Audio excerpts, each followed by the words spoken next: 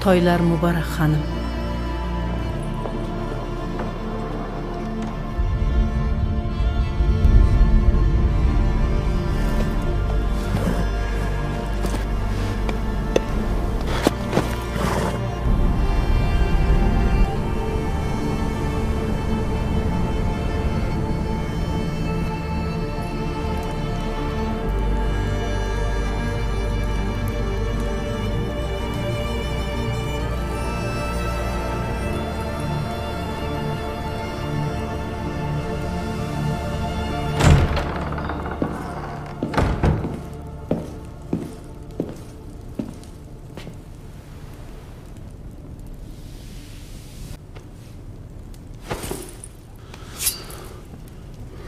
Senin muradınga yetkizmeymen.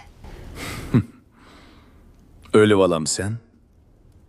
Ondaqda senden akan teximi tez ölüp ketidi. Eğer mana makul körsen akanını öldürmeymen. Bayatın kelgen ma'lumat. Akanın közü kor boptu. Eğer mağa makul kelmesen, akanını hazırla berip tutup kelemen. Ben sizge kubul buldum. Elinler, toy hazırlansın. Kırık gece gündüz davamlasın.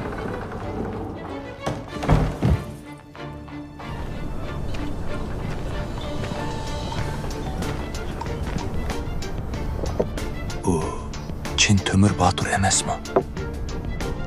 Anlısam o Batur özü yalğız Ozmuq'nun çoğun koşuğunu tereperen kılıp etipdi. Bırak, singlisini bulup ketkeninin derdide. Tolu yığılap qarğı bop kaptı.